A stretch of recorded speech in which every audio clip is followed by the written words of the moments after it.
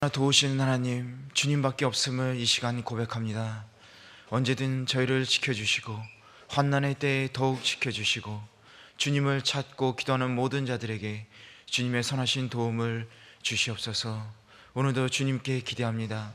말씀을 주시고 그 말씀으로 저희들이 굳게 붙잡고 믿음으로 오늘도 이 세상 이 하루하루를 살아갈 수 있도록 도와주시옵소서. 감사드리고 예수님의 이름으로 기도드렸습니다. 아멘. 오늘 말씀은 목요일 6일 말씀 역대하 26장 1절에서부터 15절 말씀입니다. 저 한 절씩 교독하시도록 하겠습니다.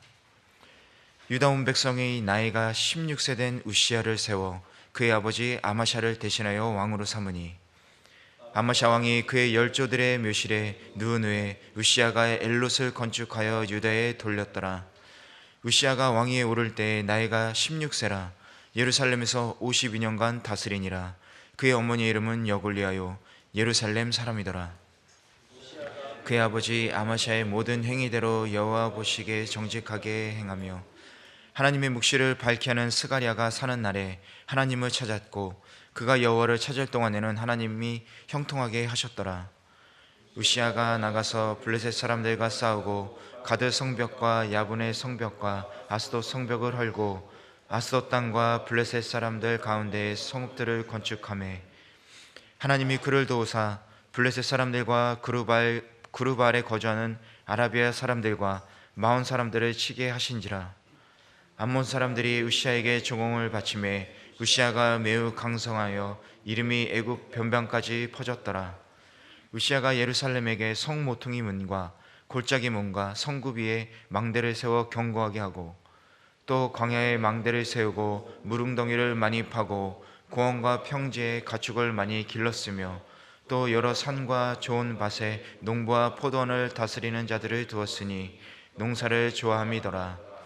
우시야에게 또 싸우는 군사가 있으니 서기관 여이엘과 병영장 마아세야가 직접 조소한 수효대로 왕의 지휘관 하나냐의 휘하에 속하여 떼를 지어 나가서 싸우는 자라.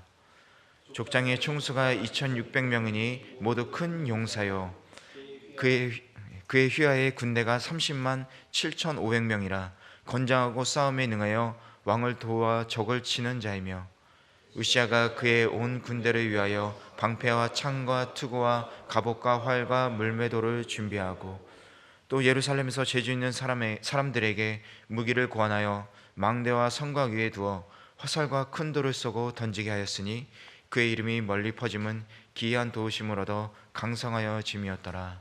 아멘. 그리고 오늘의 말씀 요약을 같이 읽어보겠습니다. 선지자 스가랴의 생전에는 우시야가 하나님을 찾습니다. 이에 하나님이 형통하게 하시니 그가 이방 민족들을 칩니다. 우시야는 성을 견고하게 하고 농사에도 힘쓰며 군대를 정비하고 무기를 고안하게 합니다. 하나님의 기이한 도우심으로 우시야의 이름이 널리 퍼지고 나라가 강성해집니다. 아멘.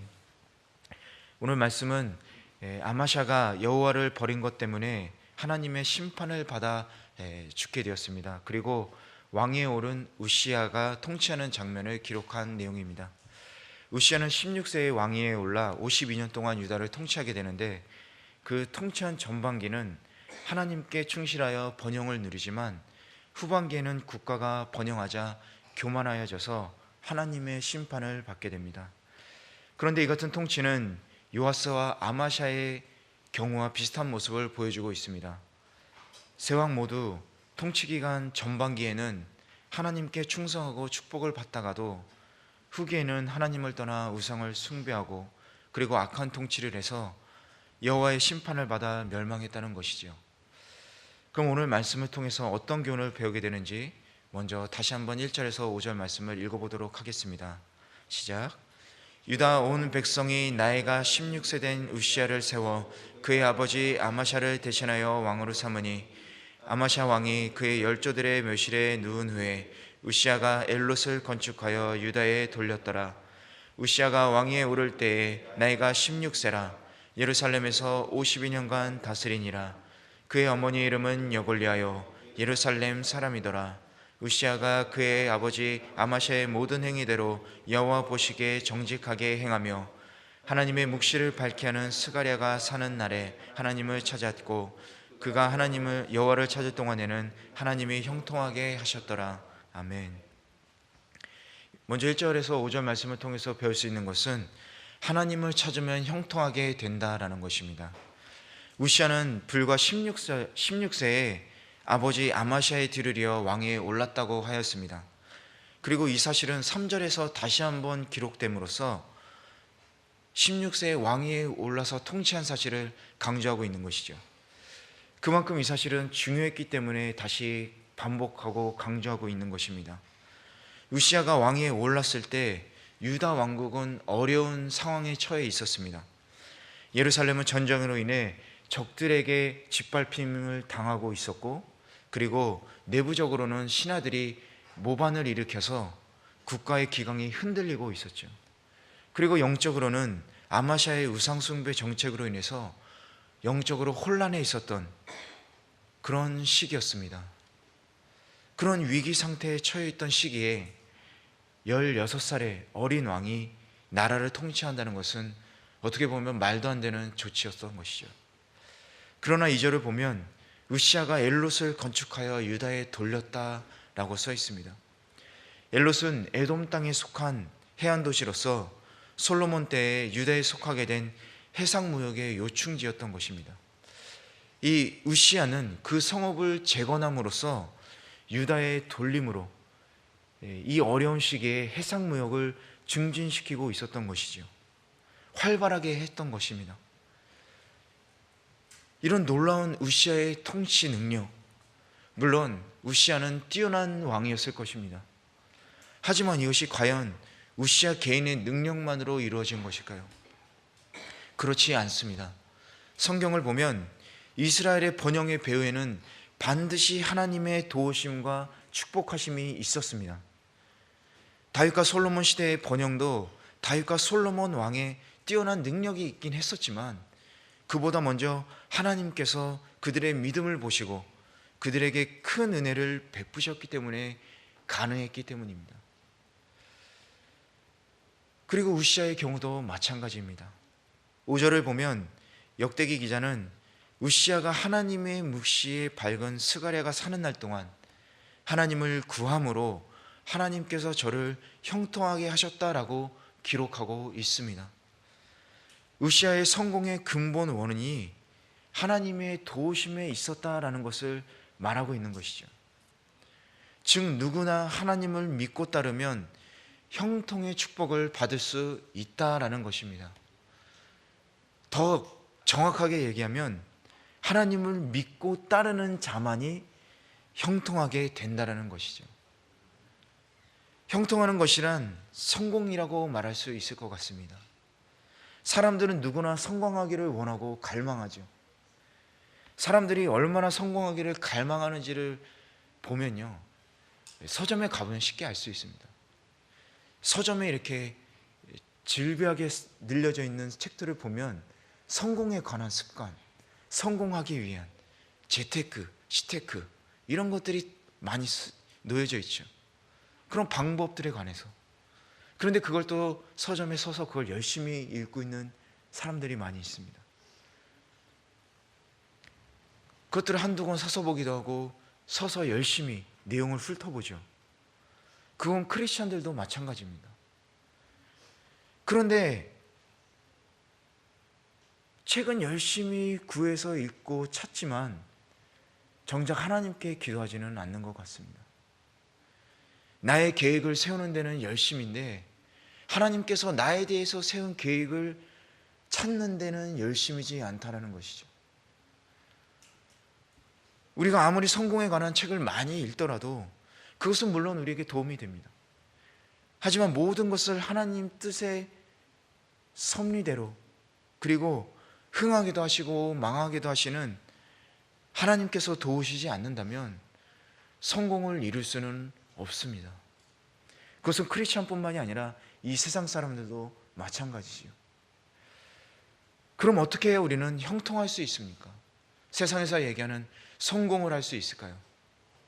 바로 오늘 본문 말씀에 써 있듯이 하나님을 찾을 때 형통할 수 있는 것입니다.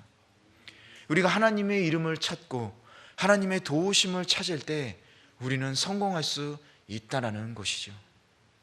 하나님께서는 우리를 진심으로 찾고 또 하나님을 경외하는 자들을 도우시기를 원하십니다. 오늘 우리가 이 땅을 살아가면서 진정으로 형통하고 성공하기를 원하신다면 책도 좋고 시테크, 재테크도 좋고 어떻게 찾는지도 중요하지만 무엇보다 하나님을 먼저 찾고 그분의 말씀을 믿고 따르는 것이 가장 중요한 성공의 비결이라는 것을 잊어서는 안 되겠습니다. 여러분은 성공을 위해서 무엇을 찾고 계시는지요? 하나님을 찾고 계십니까? 기도가 끝나는 순간 번영도 같이 끝난다라는 말이 있습니다. 먼저 하나님을 찾고 구하는 삶을 살아감으로써 날마다 은혜 가운데 더욱 형통하고 번영하는 삶을 누리시기를 바랍니다. 그럼 계속해서 6절에서 10절 말씀을 읽어보도록 하겠습니다. 시작. 우시아가 나가서 블레셋 사람들과 싸우고 가드 성벽과 야분의 성벽과 아스돗 성벽을 헐고 아스돗 땅과 블레셋 사람들 가운데에 성읍들을 건축하매 하나님이 그를 도우사 블레셋 사람들과 그룹발에 거주하는 아라비아 사람들과 마온 사람들을 치게 하신지라. 암몬 사람들이 우시아에게 종옥을 바치매 우시아가 매우 강성하여 이름이 애굽 변방까지 퍼졌더라. 우시아가 예루살렘에서 성 모퉁이 문과 골짜기 문과 성굽이 망대를 세워 견고하게 하고 또 광야에 망대를 세우고 무릉덩이를 많이 파고 고원과 평지에 가축을 많이 길렀으며 또 여러 산과 좋은 밭에 농부와 포도원을 다스리는 자들을 두었으니 농사를 좋아함이었더라. 아멘. 두 번째 말씀을 통해서 배울 수 있는 것은 하나님의 은혜에 성도의 노력이 결합될 때 풍성한 열매를 맺을 수 있다는 것입니다. 우시아는 우선 국방면에서 수도 예루살렘의 방비를 튼튼하게 하기 위해서 예루살렘의 문과 성구비마다 망대를 세웠습니다.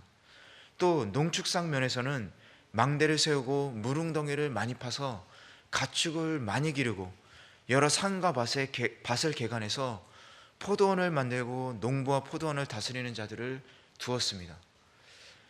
말씀을 통해서 우시아가 국가 기반과 그리고 경제적을 면을 위해서 얼마나 헌신하고 노력한 왕이었던지를 알 수가 있지요. 물론 우시아 시대의 번영은 궁극적으로 하나님께서 우시아를 도와주셨기 때문에 가능했던 것입니다. 그러나 아무리 하나님이 도와주시더라도 하나님께서 은혜를 주시더라도 그 은혜를 받은 자가 아무것도 하지 않는다면 그것은 은혜가 오랫동안 지속되지 못합니다. 농부가 아무리 열심히 밭을 일구고 좋은 품종의 씨를 뿌리고 또 좋은 비료를 주더라도 하나님께서 비료를 내리지 않으면 싹조차 틔울 수가 없죠. 그러나 반대로 인간도 아무것도 하지 않고 하나님의 도움만을 구한다면, 어떤 결과만을 얻으려고 한다면 그 또한 허무한 결과를 낳게 된다는 것입니다. 하나님의 도우심은 인간의 노력을 배제하지 않습니다. 하나님이 단비를 내리고 해를 비추신다고 하더라도 곡식이 밭에 저절로 생겨나서 열매를 맺지 않습니다. 농부가 열매를 거두려면 밭에 나가 씨를 뿌려야 하는 수고가 필요합니다. 씨로 하여금 싹을 내고 자라나 열매를 맺게 하는 것은 하나님의 일이지만 씨를 뿌리는 것은 농부가 해야 할 일이라는 것이죠. 우시아는 하나님을 찾았을 뿐만 아니라 씨 뿌리는 농부의 심정으로 국가를 위해 헌신하였기 때문에 이처럼 번영을 할 수 있었던 것입니다. 하나님의 비에 인간의 노력이 결합될 때 풍성한 열매를 맺을 수 있는 것이죠. 아마도 여러분 중에 형통하기를 싫어하고 풍성한 열매를 원하지 않는 사람은 단 한 사람도 없을 것입니다. 또 우리는 하나님이 도우셔야 성공하고 번영할 수 있다는 것도 잘 알고 있죠. 그래서 우리는 하나님께 부지런히 구합니다. 하나님 은혜를 주세요. 하나님 축복을 주세요. 그런데 그렇게 열심히 간구하면서 열심히 안 하는 것이 하나 있습니다. 그것은 자기가 원하는 것을 위해서 열심히 수고하고 노력하는 것이죠. 모든 것을 하나님께만 맡기고 정작 자신은 아무 일도 하지 않거나 최선을 다하지 않는다는 것입니다. 하지만 이런 태도는 잘못된 신앙입니다.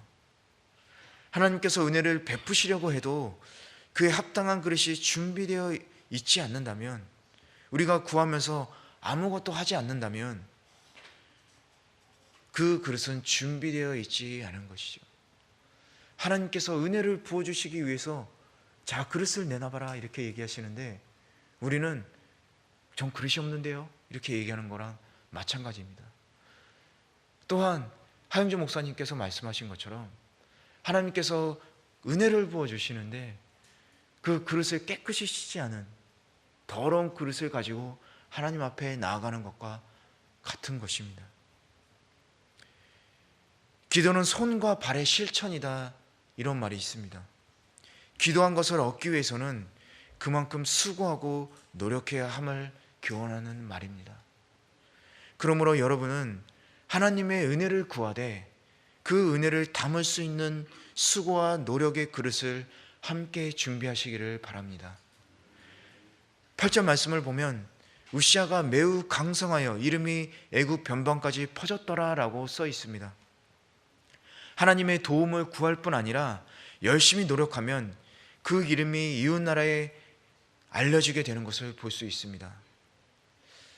여러분의 이름은 어떻게 이웃에 알려져 있는지요? 우리가 크리스찬으로서 이웃에게 어떻게 알려져 있는지를 생각해 볼 필요가 있습니다. 하나님이 은혜를 주시고 또 축복을 주시는데 거기에 맞춰서 우리는 그 은행에 합당한 자로서, 그 축복에 합당한 자로서 사회와 이웃에서 노력을 하고 있는지요? 우리가 하나님께 간구하며 말씀에 따라 선을 행하기 위해 노력한다면 하나님은 우리를 세상에서도 뛰어나게 하시고 그리고 우리의 이름을 널리 알려주실 것입니다. 그럴 때 우리는 세상에서도 자연스럽게 명성을 얻게 되고 하나님께 영광을 돌릴 수 있는 것입니다. 이 사실을 기억하시고 교회 생활뿐만 아니라 사회에서도 모든 일에 최선을 다하고 열심히 노력하는 성도로 살아가시기를 주님의 이름으로 축원합니다. 마지막 11절에서 15절을 함께 읽어보도록 하겠습니다. 시작. 우시아에게 또 싸우는 군사가 있으니 서기관 여이엘과 병영장 마아세야가 직접 조수한 수여대로 왕의 지휘관 하나냐의 휘하에 속하여 떼를 지어 나가서 싸우는 자라. 족장의 총수가 2600명이니 모두 큰 용사요 그의 휘하의 군대가 30만 7500명이라. 건장하고 싸움에 능하여 왕을 도울 적을 치는 자이며 우시아가 그의 온 군대를 위하여 방패와 찬과 투구와 갑옷과 활과 물매를 돌을 준비하고 또 예루살렘에서 재주 있는 사람들에게 무기를 구원하게 하여 망대와 성곽 위에 두어 화살과 큰 돌을 쏘고 던지게 하였으니 그의 이름이 멀리 퍼짐은 기이한 도우심을 얻어 강성하여 짐이었더라. 아멘. 마지막으로 알 수 있는 것은 위기의 때를 위해서 우리는 준비해야 된다는 것입니다. 11절을 보면 우시아는 군대 조직을 새롭게 편성하고 훈련을 강화하였으며 방어용 무기들을 많이 준비하고 있습니다. 우시아는 국방력 강화를 위해서 철저하게 준비를 하고 있는 것이죠. 그는 하나님을 의지하였지만 할 수 있는 것을 소홀히 하지 않았습니다. 그런데 당시에 국가 정세를 보면 유다가 주변국으로부터 침공을 받을 수 있는 확률은 적었습니다. 그럼에도 불구하고 우시아는 평화의 시기에 오히려 국방력 강화에 힘을 쓰고 있는 것이죠. 평화 시기에 위기의 때를 준비한 우시아의 조치는 지혜로운 일이었습니다. 우시아처럼 우리도 영적으로 평안할 때에 그 위기의 때를 준비해야 하는 것입니다. 우리가 살아가고 있는 이 세상은 공중권세 잡은 사탄이 다스리는 세상이죠. 그래서 우리는 이 세상에서 마치 이스라엘이 열방날에 둘러싸여 있었던 것처럼 사탄의 세력에 의해 둘러싸여 있습니다. 그렇기 때문에 지금 당장 평안하다고 해서 그 평안이 계속되지는 않는 것이죠. 우리가 이 세상에서 사는 동안에는 언제든지 사탄의 공격을 받아서 우리도 위기에 처할 수 있습니다. 사탄은 아주 조그만 틈만 보여도 그 틈을 노리고 그 틈으로 들어와서 우리를 유혹하게 하고, 그리고 우리를 신앙을 빼앗아 가려고 합니다. 그러므로 우리는 평안할 때의 위기의 때를 생각해서 철저하게 영적인 무장으로 준비를 해야 하는 것이죠. 우리가 영적으로 철저히 무장하고 위기의 때를 준비할 때 우리는 지속적인 평안을 누릴 수 있는 것입니다. 우리가 평안할 때 이제 모든 것이 끝난 상황이 아닙니다. 우리가 이제 천국으로 가서 영원한 평안을 누리기 전까지는 우리는 계속해서 기도하고 계속해서 하나님 말씀으로 무장을 해야 하는 것이죠. 여러분은 지금 영적으로 평안하십니까? 그렇다면 우리는 영적인 준비를 더욱더 철저하게 해야 합니다. 에베소 6장 16절에서 17절을 보면 이렇게 써 있습니다. 모든 것 위에 믿음의 방패를 가지고 이로써 능히 악한 자의 모든 불화살을 소멸하고 구원의 투구와 성령의 검 곧 하나님의 말씀을 가지라. 우리는 항상 언제든지 말씀과 기도로 무장을 해야 하는 것입니다. 그러므로 우리는 지금 평안의 때에, 그 마지막 심판의 때에 닥칠 위기를 위해서 영적인 준비를 철저하게 해야 하겠습니다. 영적으로 준비된 자만이 하나님 나라에서 영원히 평안할 수 있습니다. 항상 평안할 때 위기의 때를 준비해야 하는 깨어있고 지혜로운 성도님들 되시기를 주님의 이름으로 축원합니다. 우리 함께 기도하시겠습니다.